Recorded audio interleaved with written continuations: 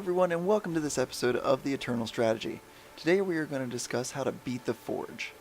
We're going to go over some of the do's and don'ts of picking cards for a deck. So let's get started. First off, you want to make sure that you're making a plan.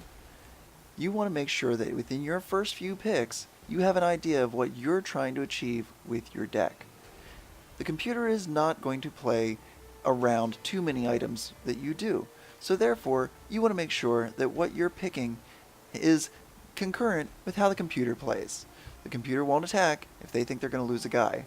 If they think they're going to get something over on you, then they're going to come in. So therefore, they won't play around your tricks. Make sure that you are making them play right into them.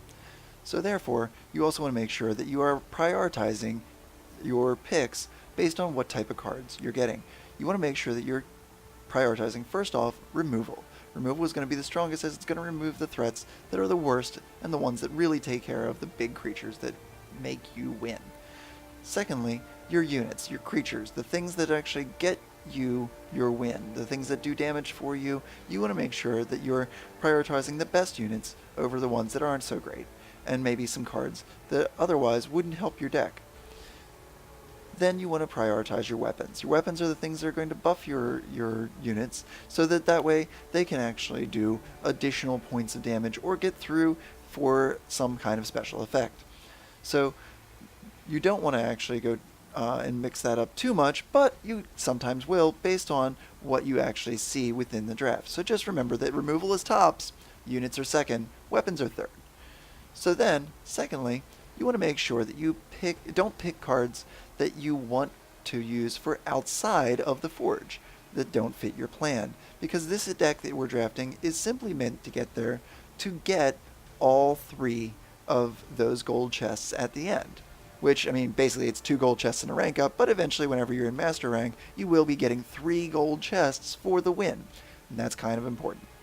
So, you want to make sure that you're making a deck to get those chests. That's your whole plan. You have only 2 losses, so picking a card that is in those colors that you're drafting, but not actually, part of your plan, is only going to make a dead draw for you and not actually affect the game once you get there. So make sure that whatever you do draft, if it is something that you want for outside of the Forge, make sure it's something that actually is going to help you, at least during the Forge. So along that line, also remember that when you are drafting in the Forge, when you are taking your picks, after you pick your first color card or faction card, if you pick a different faction, you are set to those 2 factions, because you will use every card that you take here. So make sure that if you are looking for a card, if you're hoping that a certain card comes up, make sure that you take factions leading towards those cards. However, I don't suggest this as a plan. I suggest making sure that you take the better cards and making a better deck to achieve your gold chests and continue basically going infinite with the Forge. So on our third mark, we're going to say our curve. It's very important that you have a bell curve to what you are taking. This is going to help you to have an early game, but not too much, a mid game, which is around the 3 to 4 cost cards, and then a late game with a couple high-end cards being about 5 or 6 or higher, so that those things are your kind of haymakers that are going to give a big blow to your opponent and actually win you the game. Now, there's only so many cards you can take. You don't want to take too many high-end, you don't want to take too much low-end. You want to take a bell curve of cards. Low-end, high-end being a large, or mid-range being a lot, and then the high-end being just a few cards to finish off. Because you don't want to get stuck with too many high-end cards at the beginning, and you don't want to get too many low-end cards towards the end. You want a nice little balance, so you can actually lock up the ground against the computer, because they will attack raid. They won't attack into something if they know they're going to die, and also get some kind of evasion or some kind of advantage over your opponent. So prioritize your removal and tricks.